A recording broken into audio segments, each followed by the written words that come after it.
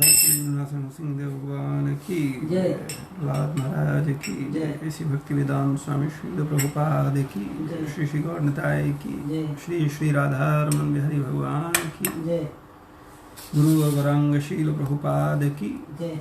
ओम नमो भगवते वासुदेवाय।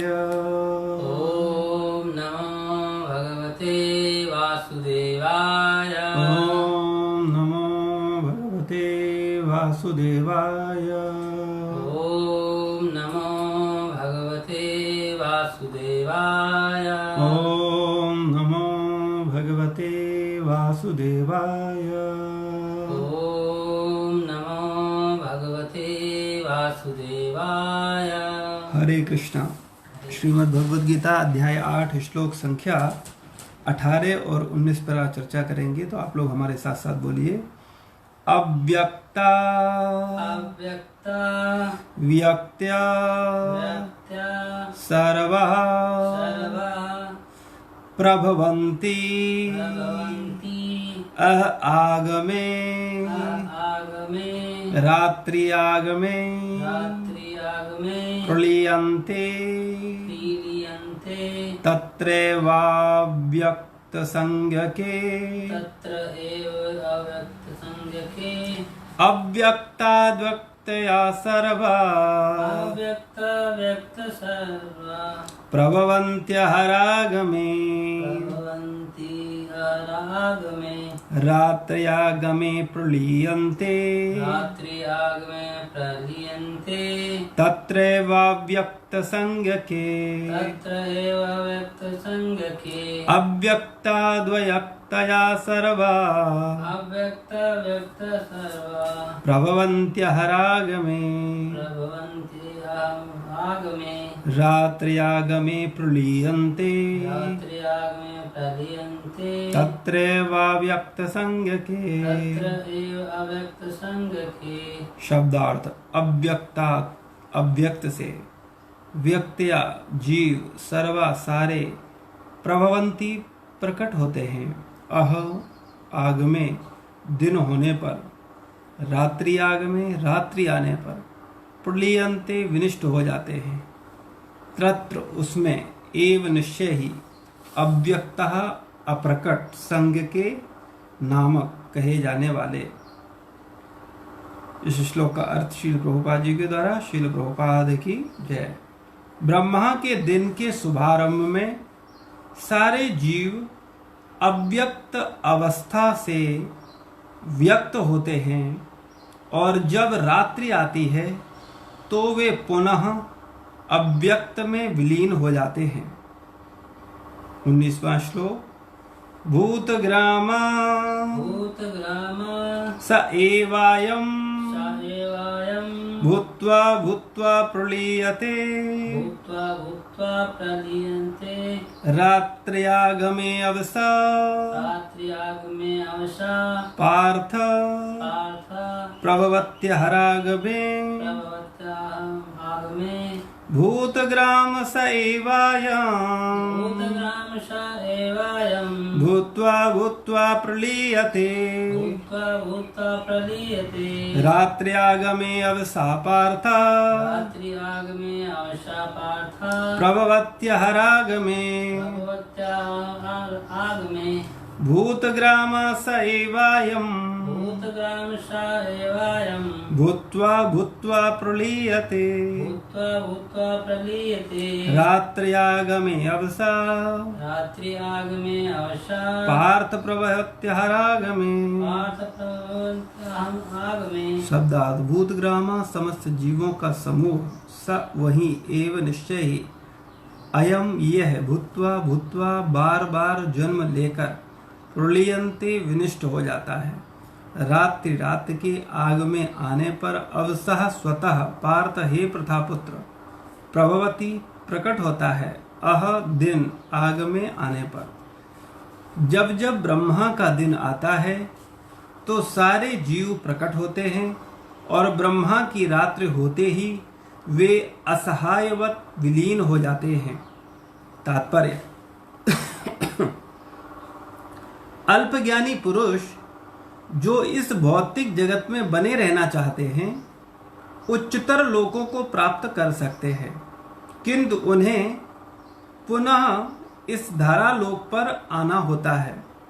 वे ब्रह्मा का दिन होने पर इस जगत के उच्चतर तथा निम्नतर लोकों में अपने कार्यों का प्रदर्शन करते हैं, किंतु ब्रह्मा की रात्रि होते ही वे विनष्ट हो जाते हैं। दिन में उन्हें भौतिक कार्यों के लिए नाना प्रकार के शरीर प्राप्त होते रहते हैं, किंतु रात्रि के होते ही उनके शरीर विष्णु के शरीर में विलीन हो जाते हैं। वे पुनः ब्रह्मा का दिन आने पर प्रकट होते हैं। भूत्वा भूत्वा प्रलीयते, दिन के समय वे प्रकट होते हैं और रात्रि के समय पुनः विनष्ट हो जाते हैं। अंतो गत्वा, जब ब्रह्मा का जीवन समाप्त होता है तो उन सब का संहार हो जाता है और वे करोड़ों वर्षों तक अप्रकट रहते हैं। अन्य कल्प में ब्रह्मा का पुनर्जन्म होने पर वे पुनः प्रकट होते हैं। इस प्रकार वे भौतिक जगत के जादू से मोहित होते रहते हैं, किंतु जो बुद्धिमान व्यक्ति कृष्ण भावनामृत स्वीकार करते हैं वे इस मनुष्य जीवन का उपयोग भगवान की भक्ति करने में तथा हरे कृष्ण मंत्र का कीर्तन करने में बिताते हैं। इस प्रकार वे इसी जीवन में कृष्ण लोक को प्राप्त होते हैं और वहां पर पुनर्जन्म के चक्कर से मुक्त होकर सतत आनंद का अनुभव करते हैं। ओम अज्ञानतिमिरान्धस्य ज्ञानाञ्जन शलाकया चक्षुरुन्मिलितं येन तस्मै श्रीगुरवे नमः। श्रीचैतन्यमनोभीष्टं स्थापितं येन भूतले स्वयं रूपा कदा मह्यं ददाति स्वपदान्तिकम्। वन्देऽहं श्रीगुरो श्रीयुतपदकमलं श्रीगुरुन् वैष्णवांश्च श्रीरूपं साग्रजातं सहगण रघुनाथामृतं तं सजीवम् सावद्वैतं सावधूतं परिजनसहितं कृष्णचैतन्यदेवं श्रीराधा कृष्णपादान् सहगण ललिता श्रीविशाखान्वितांश्च। हे कृष्ण करुणा सिंधु दीनबंधु जगत्पते गोपेश गोपिका कांत राधा कांत नमोस्तुते। तप्त कांचनी गौरांगी राधे वृंदावनेश्वरी वृषभानुसुते देवी प्रणमामि हरिप्रिये।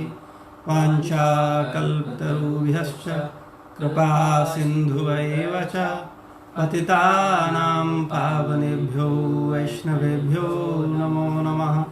जय श्री कृष्ण चैतन्य प्रभु नित्यानंद श्री अद्वैत गदाधर श्रीवासादि गौर भक्त वृंद। हरे कृष्णा कृष्णा कृष्णा हरे हरे, हरे राम राम राम हरे हरे। नमो विष्णुपादाय कृष्णपृष्ठाय भूतले श्रीमते भक्तिवेदांत स्वामीति नामने। नमस्ते सारस्वतदेवे गौरवाणी प्रचारिणे निर्विशेष शून्यवादी पाश्चात्य देशतारिणी।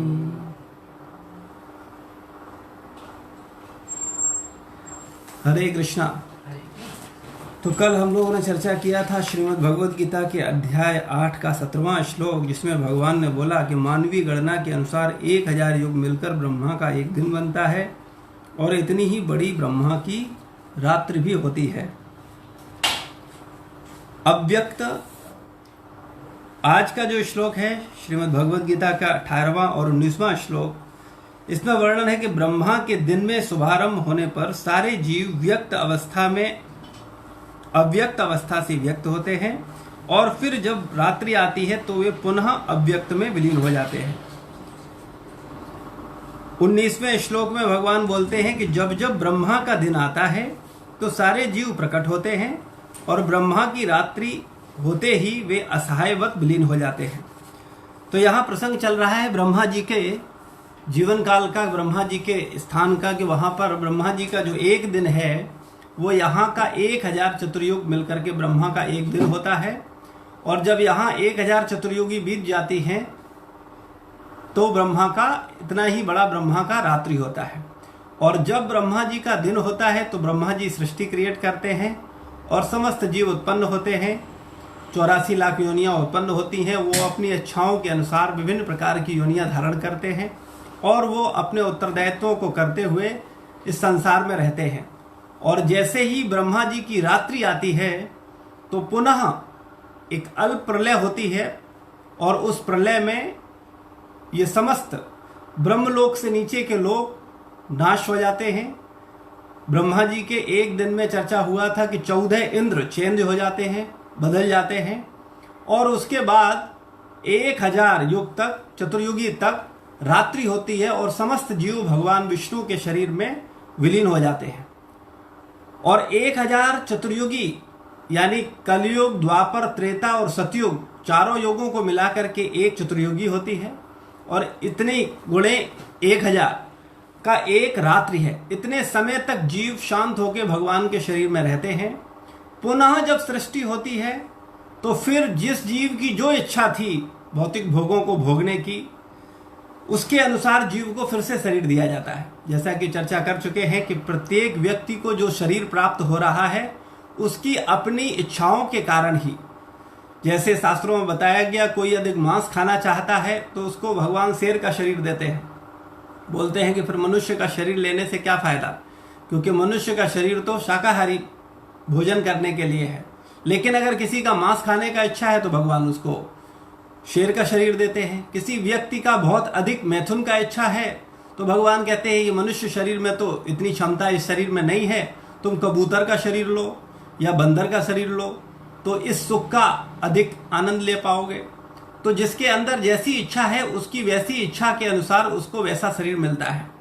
कुछ जीव सोने में बहुत आनंद लेते हैं, उनको सोना बहुत अच्छा लगता है, तो भगवान उनको फिर पोलर बियर बनने का बोलते हैं कि 6-6 महीने तक सो जाओ, सोने का तुम आनंद लो।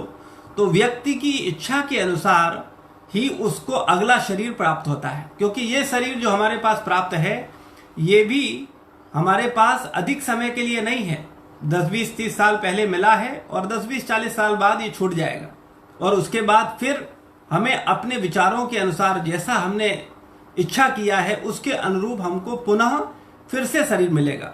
तो यहाँ भगवान इस बात की पुष्टि कर रहे हैं इस गीता के 8वें अध्याय के 18वें श्लोक में कि ब्रह्मा के दिन का शुभारंभ होने से सारे जीव अव्यक्त अवस्था से व्यक्त होते हैं। वो व्यक्त होते हैं, प्रकट होते हैं, और पुनः जब रात्रि आती है तो वे पुनः अव्यक्त में विलीन हो जाते हैं और वे फिर पुनः अव्यक्त में विलीन हो जाते हैं। यानी ब्रह्मा के दिन में समस्त जीव संसार में रहते हैं और अपने अपने कार्यकलाप करते हैं, और उसके बाद जब ब्रह्मा का रात्रि होता है तो हम भगवान के शरीर में समा जाते हैं। इसको ऐसे कह सकते हैं जैसे हम लोगों का 12 घंटे का दिन है और 12 घंटे की रात होती है। तो दिन में तो हम देखते हैं कि 8-10 घंटे प्रत्येक व्यक्ति काम करता है और वो उतने 8-10 घंटे काम करके जीवन में बहुत सारी चीजें इकट्ठी करता है, बहुत सारी उपलब्धियां इकट्ठी करता है। लेकिन इतना ही समय वो रात में सोने में बिताता है। सोने का मतलब है वो अब बिल्कुल निष्क्रिय है, एक प्रकार से उसका एक सूक्ष्म मृत्यु ही होता है। मृत्यु के समय फाइनली सो जाता है, फिर उठता ही नहीं है। और रात्र में जब सोता है तो उसकी वो अल्प मृत्यु है, क्योंकि उस समय भी उसको नहीं पता होता कि वो कहाँ है, क्या हो रहा है। तो इसी प्रकार से हम समझ सकते हैं कि वास्तविकता में वो 8 घंटे जिस समय हम सोते हैं उस समय हमें नहीं पता होता संसार में क्या हो रहा है, क्या चल रहा है। तो भगवान के महान भक्त ब्रह्मा जी भी जब 1000 चतुर्युगी के लिए सोते हैं तो समस्त जीव भगवान नारायण के शरीर में समा जाते हैं। और पुनः जब ब्रह्मा जी जागते हैं तो फिर से क्रिएशन करते हैं, फिर से सृष्टि का निर्माण करते हैं, फिर से लोग रहते हैं। तो ये भगवान इस श्लोक में बोल रहे हैं। और अगले 19वें श्लोक में भगवान ने बोला है कि जब जब ब्रह्मा का दिन आता है तो सारे जीव प्रकट होते हैं और ब्रह्मा की रात्रि होते ही वे असहायवत विलीन हो जाते हैं। इसी बात का फिर अनुमोदन कर रहे हैं कि जब जब दिन होता है तो सारे जीव प्रकट हो जाते हैं और जब रात होती है तो वे असहायवत विलीन हो जाते हैं, फिर से वो भगवान के शरीर में समा जाते हैं। प्रभुपाद जी इसी के तात्पर्य में हमको समझा रहे हैं कि अल्पज्ञानी पुरुष जो इस भौतिक जगत में बने रहना चाहते हैं, जो मूर्ख लोग हैं जिनको लगता है कि संसार में ही घर बनाओ, मकान बनाओ, जमीन खरीदो, प्रॉपर्टी करो, इसको धोखा दो, उसको चीटिंग करो, लेकिन यहाँ थोड़ा सा एंजॉय होना चाहिए, क्योंकि वो मूर्ख हैं। उनको लगता है कि ये संसार में वो हमेशा रहने वाले हैं, या उनका प्रॉपर्टी या उनकी जायदाद या उनकी संपत्ति हमेशा रहने वाली है। तो प्रभुपाद जी बोल रहे हैं, गुरुजन बोल रहे हैं कि अल्पज्ञानी पुरुष, जो अल्पज्ञानी है, जो इस भौतिक जगत में बने रहना चाहते हैं, उच्चतर लोकों को प्राप्त कर सकते हैं, वो भी उच्चतर लोकों को प्राप्त कर सकते हैं, किंतु उन्हें पुनः इस धरालोक पर आना होता है, क्योंकि ये चक्र चलता रहता है। जब व्यक्ति अच्छे कर्म करता है, सत्कर्म करता है, उच्च चेतना में रहता है, तो उसको ये शरीर छोड़ करके वो उच्च लोकों को प्राप्त होता है। फिर जब वहाँ रहता है, कुछ समय तक पुण्यों को भोगता है, और उसके बाद जब उसके पुण्यों का नाश होता है तो फिर वह पुनः इस धराधाम पर वापस आता है, किंतु उन्हें पुनः इस धरालोक पर आना होता है। वे ब्रह्मा का दिन होने पर इस जगत के उच्चतर तथा निम्नतर लोकों में अपने कार्यों का प्रदर्शन करते हैं, किंतु ब्रह्मा की रात्र होते ही वे विनिष्ट हो जाते हैं। और इस तरह से जीवात्मा विभिन्न प्रकार का कर्म करते हुए उच्च लोकों को या निम्न लोकों को या निम्न योनियों को प्राप्त करता है। हम लोग जाने कितने बार इंद्र बने हैं, जाने कितने बार पशु पक्षी कीट योनियों में जन्म जन्मांतरों से भ्रमण कर रहे हैं। अभी कुछ समय के लिए हमको मनुष्य शरीर मिला है, और ये मनुष्य शरीर 84 लाख योनियों में सबसे श्रेष्ठ है। क्यों श्रेष्ठ है? क्योंकि इसमें जो हम करेंगे अच्छा या बुरा उसका परिणाम होगा। पशु शरीर मिलने पर फिर हमारे हाथ में कुछ नहीं रहेगा, या देवता शरीर मिलने पर भी हमारे हाथ में कुछ नहीं रहेगा, क्योंकि फिर वो भोग योनियां हैं, उसमें हम जो कुछ भी करेंगे उसका परिणाम मिलने वाला नहीं है। इस मनुष्य योनि में जो हम कर्म करेंगे, अच्छे करेंगे तो उच्च लोकों को प्राप्त करेंगे, पुण्य कर्म करेंगे तो उच्च लोकों को प्राप्त करेंगे, और अगर बुरे कर्म करेंगे तो इस संसार में भी कष्ट पाएंगे और बाद में नरक लोकों को, निम्न लोकों को प्राप्त होंगे। किंतु ब्रह्मा की रात्र होते ही वे विनिष्ट हो जाते हैं। दिन में उन्हें भौतिक कार्यों के लिए नाना शरीर प्राप्त होते रहते हैं, किंतु रात्र के होते ही उनके शरीर विष्णु के शरीर में विलीन हो जाते हैं। वे पुनः ब्रह्मा का दिन आने पर प्रकट होते हैं, और जब ब्रह्मा जी का अगला दिन होता है, सुबह होती है, ब्रह्मा जी जागते हैं, तो पुनः वो सृष्टि करते हैं। वे पुनः ब्रह्मा का दिन आने पर प्रकट होते हैं। भूत्वा भूत्वा प्रलीयते, दिन के समय वे प्रकट होते हैं और रात्रि के समय पुनः विनिष्ट हो जाते हैं।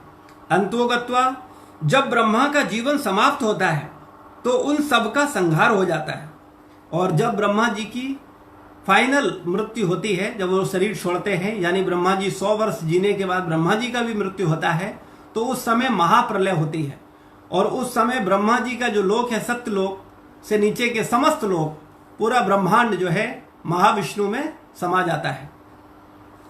उस समय वे करोड़ों वर्षों तक अप्रकट अवस्था में रहते हैं। समस्त जीव उस समय, चूंकि समस्त सृष्टि का विनाश हो चुका है, महाप्रलय हो चुकी है, तो हम सब, चूंकि हम लोग आत्मा हैं, हम हमेशा से हैं, हमेशा रहेंगे, लेकिन हम भगवान के अव्यक्त अवस्था में हम लीन रहते हैं, हम भगवान के शरीर में स्थान पाते हैं और करोड़ों वर्षों तक अप्रकट रहते हैं।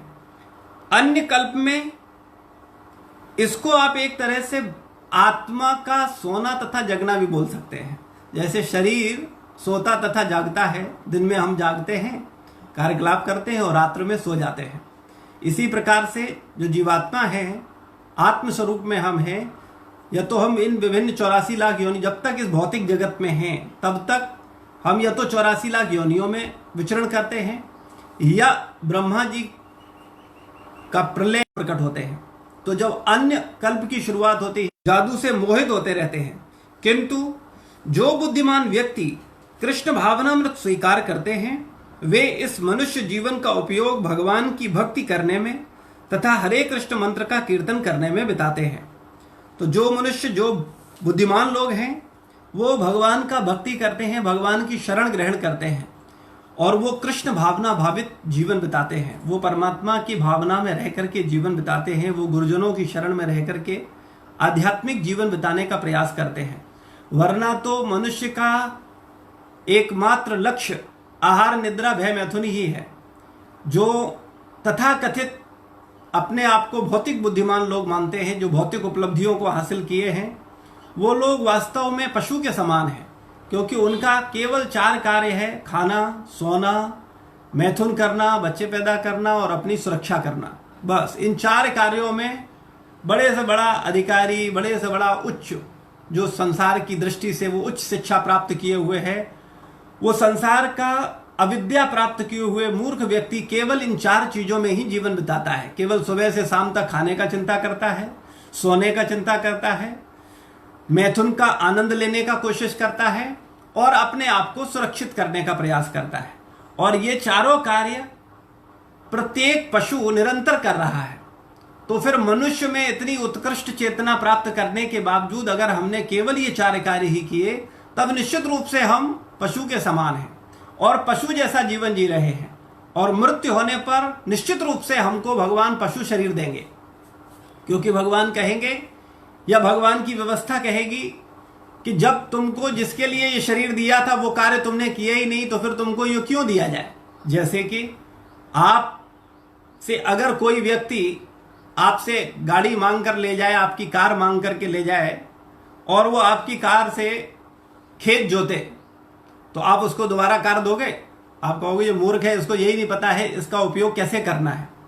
तो इसी प्रकार से प्रकृति के द्वारा ये मनुष्य शरीर हमको मिला है, लेकिन जब प्रकृति देखती है कि इसने मनुष्य शरीर वाला तो कोई कार्य किया ही नहीं है, तो प्रकृति कहती है कि ये कुत्ते के शरीर के योग्य है, पशु के शरीर के योग्य है, क्योंकि इसने 4 ही कार्य किए हैं। खाने का चिंतन किया है दिन भर, सोने का चिंतन किया है, मैथुन का चिंतन किया है और अपनी सुरक्षा का चिंतन किया है।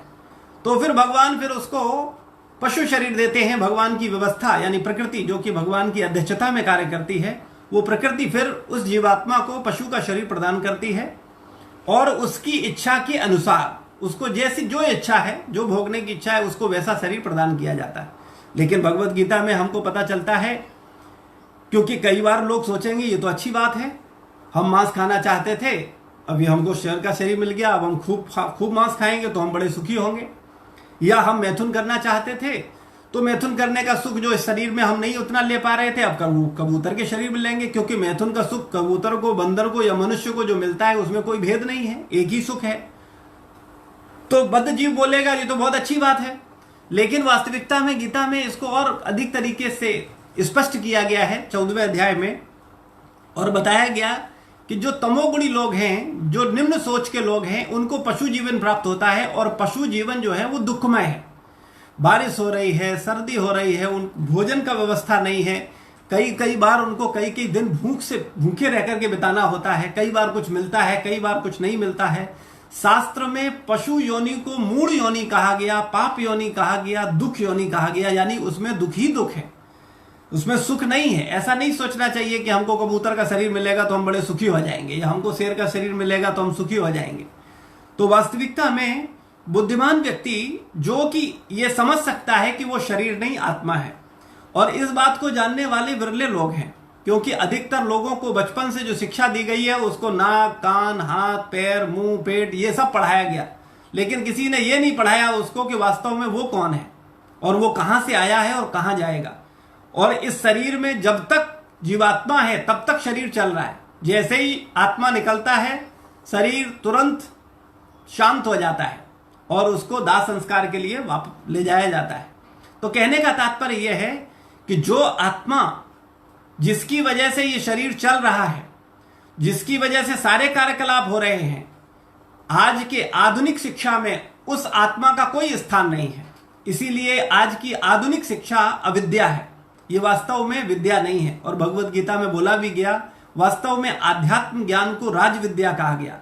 ये समस्त विद्याओं में विद्याओं का राजा है। विद्याएं बहुत प्रकार की हैं, जैसे गाड़ी को चलाना सीखना, या हथियारों को चलाना सीखना, या अर्थशास्त्र का ज्ञान होना, या समाज शास्त्र का ज्ञान होना, या गणित का ज्ञान होना, या शल्य चिकित्सा का ज्ञान होना। विभिन्न विभिन्न प्रकार के ज्ञान हैं, विद्याएं हैं। लेकिन इन समस्त विद्याओं में सबसे श्रेष्ठ विद्या जो है, जो विद्याओं का राजा कही गई, वो विद्या है राज विद्या, और वो राज विद्या है आध्यात्म विद्या। और उसी आध्यात्म विद्या को भगवान भगवत गीता में स्पष्ट कर रहे हैं अर्जुन के माध्यम से। तो हम सब लोग बड़े भाग्यशाली हैं कि गीता को समझने का हम सबको सौभाग्य प्राप्त हुआ है। तो भगवान श्रील प्रभुपाद आगे बोलते हैं कि इस प्रकार वे भौतिक जगत के जादू से मोहित होते रहते हैं, किंतु जो बुद्धिमान व्यक्ति कृष्ण भावनामृत स्वीकार करते हैं वे इस मनुष्य जीवन का उपयोग भगवान की भक्ति करने में करते हैं। लेकिन जिनको इस बात का चेतना है कि वास्तव में वो भगवान के अंश हैं, वो आत्मा हैं, तो जिस प्रकार से एक अंश का कार्य अंशी की सेवा करना होता है, जैसे ये हाथ इस शरीर का अंश है, तो इस हाथ का सेवा क्या होता है, ये शरीर को बराबर सेवा करता है, नहलाता है, धुलाता है, सारा काम खिलाता है, क्या खुजलाता है, क्या क्या नहीं करता, क्योंकि ये शरीर का अंश है। तो इसका ड्यूटी है शरीर का सेवा करना। ऐसे ही हम लोग आत्मा हैं और हम भगवान परमात्मा के अंश हैं, तो हमारा ड्यूटी है परमात्मा का सेवा करना। लेकिन आज का मूर्ख व्यक्ति, अविद्या में फंसा हुआ व्यक्ति परमात्मा की सेवा करना भूल गया है, इसीलिए वो दुखी है। सब कुछ होने के बावजूद, पैसा है, प्रॉपर्टी है, पत्नी है, बच्चे हैं, व्यवसाय है, मित्र है, समाज है, फिर भी दुखी है। कारण जैसे ये हाथ अगर ये शरीर से विद्रोह कर दे कि हम शरीर का सेवा नहीं करेंगे, तो क्या होगा, ये हाथ बेकार हो जाएगा, ये सुखी नहीं रह सकता। ये व्यवस्था है। इसी प्रकार से चूंकि हम आत्मा हैं और हम आज समाज में लोग अविद्या के कारण अपनी मूल स्थिति नहीं जान रहे कि वास्तव में वो आत्मा है और वो भगवान के अंश हैं, इसलिए वो भगवान की सेवा छोड़ करके सबकी सेवा कर रहे हैं। और चूंकि उचित पात्र की सेवा नहीं हो रही है, इसलिए वो दुखी हैं। आज के लोग, आज समाज में हम लोग देखते हैं, लोग स्त्री का सेवा कर रहे हैं, पुरुषों का सेवा कर रहे हैं, बच्चों का सेवा कर रहे हैं, मिट्टी का सेवा कर रहे हैं, घर मकान की सेवा करते हैं, है ना, गाड़ी का सेवा करते हैं, और तो कहां तक कहें कुत्ते बिल्ली को पाल करके उसका सेवा करते हैं। लेकिन मूर्ख मनुष्य, आज का वर्तमान में तथा कथित विद्वान मूर्ख मनुष्य भगवान का सेवा नहीं कर रहा है। बस भगवान को उसने तिलांजलि दे दिया है, भगवान को निकाल करके अपने जीवन से फेंक दिया है। या तो वो भगवान नाम 2 बार बोलेगा, बोले 2 मिनट में जपता हूं, बस हो गया, और दिन भर फिर इंद्रिय तृप्ति में लगा रहेगा, दिन भर चिंतन करेगा खाने का, सोने का, बच्चा पैदा करने का और अपना सुरक्षा का। तो ऐसा मनुष्य, चूंकि वो मनुष्य होते हुए भी पशु जैसा जीवन जी रहा है, तो चूंकि गीता में पहले ही कहा गया कि मूढ़ योनि है पशु, और पशु हमेशा दुखी रहता है, इसीलिए मनुष्य होने पर भी चूंकि हम पशु जैसी चेतना बनाए हुए हैं, इसलिए हम वास्तव में मूर्ख हैं और हम दुखी हैं। जो व्यक्ति वास्तव में आता है, सुख वास्तव में बाह्य विषय नहीं है, लेकिन चूंकि पशु कैसे सुखी होना चाहता है, पशु को लगता है उसको कुछ खाने को मिल गया तो वो सुखी हो जाएगा। पशु बाह्य चीजों से सुख ढूंढता है। इसी प्रकार से तथाकथित आज का मनुष्य भी बाह्य चीजों से सुख ढूंढ रहा है। उसको स्त्री मिल जाएगी तो सुखी हो जाएगा, उसको पैसा मिल जाएगा तो सुखी हो जाएगा, उसको भूमि मिल जाएगी तो सुखी हो जाएगा, उसको सम्मान मिल जाएगा तो सुखी हो जाएगा। लेकिन वास्तविकता में वो तभी सुखी होगा जब वो अंतर्मुखी होगा, क्योंकि वास्तविक सुख अंदर से आता है। जैसे उदाहरण देकर के बताया गया शास्त्रों में, जैसे कस्तूरी का मृग, कस्तूरी उसके ही कंठ में होती है, लेकिन वो खुशबू को ढूंढते हुए सूंघते हुए चारों तरफ भागता है और मर जाता है, लेकिन वो खुशबू उसको नहीं मिल पाती, वो आनंद नहीं मिल पाता, जबकि वो खुशबू उसके अंदर से ही आ रही होती है। इसी प्रकार से जो व्यक्ति वास्तव में सुखी होना चाहता है, वास्तव में आनंदित होना चाहता है, तो उसे बाह्य किसी चीज की आवश्यकता नहीं है। हाँ है तब भी ठीक है, नहीं है तब भी ठीक है, उसे उनसे फर्क नहीं पड़ता, क्योंकि बाह्य वस्तुएं किसी व्यक्ति को सुखी नहीं कर सकती। इसके पीछे भी तर्क ले लीजिए कि संसार की मिट्टी या जड़ वस्तुएं कैसे सुखी कर सकती हैं हमको।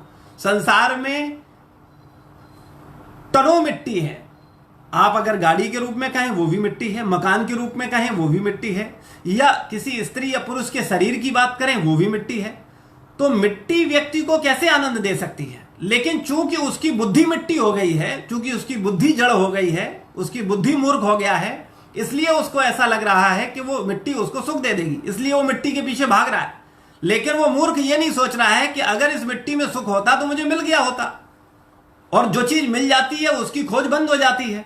लेकिन वास्तविकता में हम देख रहे हैं कि वो सुख तो नहीं मिला है, तो खोज जारी है, तो हम मिट्टी के पास बार बार जा रहे हैं कि किसी तरह से हम सुखी हो जाएं।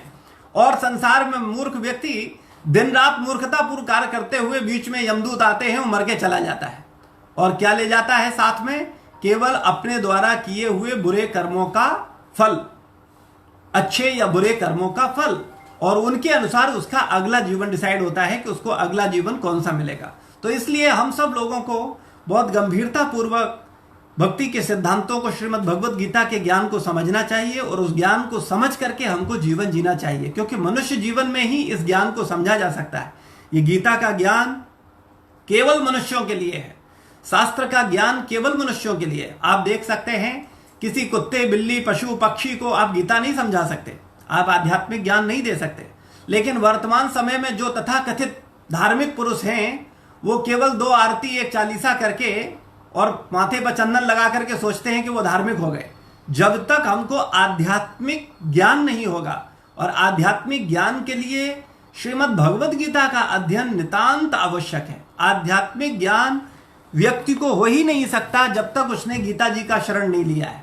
इस संसार में जितने महापुरुष हुए हैं, सारे महापुरुषों ने श्रीमद् भगवत गीता का शरण लिया है, भगवत गीता के ज्ञान को प्राप्त किया है, और उसको समझकर वास्तव में वो वास्तविक जीवन जी सका है और संसार के लिए आदर्श प्रस्तुत कर सका है। इसलिए हम समस्त लोगों को, हम सभी भक्तों को विशेष रूप से ये ध्यान देना चाहिए कि श्रीमद् भगवत गीता को बहुत गंभीरता पूर्वक पढ़ें और उसके अर्थ को समझें, उस पर मनन करें। केवल पाठ के लिए न पढ़ें कि हाँ हमने 18वां अध्याय पढ़ लिया, हम 11वां अध्याय पढ़ते हैं, पूरा अध्याय तो रटा हुआ है, लेकिन ये पता नहीं कि भगवान बोल क्या रहे हैं, उसको प्रैक्टिकल इंप्लीमेंट कैसे करना है। तो इसलिए गीता के ज्ञान को हमें समझना चाहिए, उस पर चर्चा करनी चाहिए, उस पर प्रश्न करने चाहिए, और उसको कैसे जीवन में उतारा जाए, इस पर हम इसको समझने के लिए हमको सत्संग करना चाहिए। तो प्रभुपाद जी बोलते हैं, इस प्रकार वे इसी जीवन में कृष्ण लोक को प्राप्त होते हैं और वहां पर पुनर्जन्म के चक्र से मुक्त हो जाते हैं, वो सतत आनंद का अनुभव करते हैं। तो वास्तव में जो भगवान के भक्त हैं, जो कृष्ण भावना भाविक भक्त हैं, वो भगवान के धाम को प्राप्त करते हैं और वो पुनर्जन्म से मुक्त हो जाते हैं, बार बार जन्म, बार बार मृत्यु से मुक्त हो जाते हैं। क्योंकि जन्म, मृत्यु, जरा, व्याधि, इसमें कष्ट ही कष्ट हैं। हम लोग केवल कुछ समय के लिए सुखी हैं, लेकिन हम ये भूल गए हैं कि जब हमारा जन्म हुआ था तो हमको कितना कष्ट हुआ था। माँ के गर्भ में 9 महीने तक उल्टे लटके रहे थे मलमूत्र में। अगर आज हमको पकड़ करके पंखे से उल्टा लटका दिया जाए, 2 फुट की थैली में मलमूत्र डाल करके, तो हम सारी तरक्की, सारी संसार की चीजें भूल जाएंगे और कहेंगे भाई साहब मुझे यहां से निकालो, मुझे कुछ नहीं चाहिए।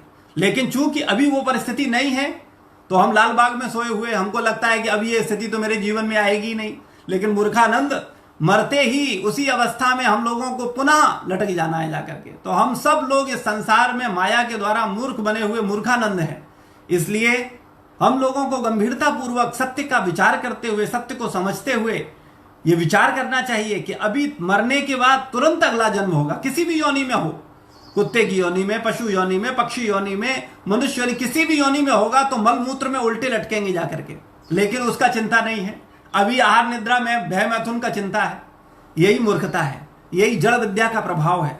तो इसलिए जो मनुष्य जरा भी बुद्धिमान है, वो जन्म, मृत्यु, जरा, व्याधि, इन समस्याओं को देखते हुए गंभीरता पूर्वक इनसे निकलने का प्रयास करता है। वो सोचता है कि उसे बार बार जन्म न लेना पड़े, बार बार मृत्यु न हो, बार बार बूढ़ा न हो, बार बार बीमार न पड़े। तो ऐसी अवस्था है। लेकिन चूंकि संसार में रहने वाला व्यक्ति, जो संसार में ही रहता है, सांसारिक जीवन में ही संसारी बातें करता हुआ मर जाता है, उस व्यक्ति को इस बात का ज्ञान ही नहीं हो पाता कि ऐसा भी जीवन है जहां जन्म नहीं है, जहां मृत्यु नहीं है, जहां बीमारी नहीं है और जहां बुढ़ापा नहीं है। तो ऐसी इस अवस्था प्राप्त करने के लिए हमको गीता तथा भागवत के सिद्धांतों को समझना होगा और उन नियमों के आधार पर हमको अपना जीवन जीना होगा। फिर निश्चित रूप से हम सच्चिदानंदमय जीवन जीने के लिए तैयार हो जाएं, अपने आप को तैयार करें और वास्तविक सच्चिदानंदमय जीवन प्राप्त करें और भगवान की भक्ति करें। यही मनुष्य जीवन का मूल लक्ष्य है। श्रील प्रभुपाद की जय, गुरु महाराज की जय, समस्त भक्त वृंद की जय। किसी का कोई प्रश्न है, कोई जिज्ञासा है तो कमेंट बॉक्स में लिख सकता है, हम लोग उस पर चर्चा करेंगे। धन्यवाद।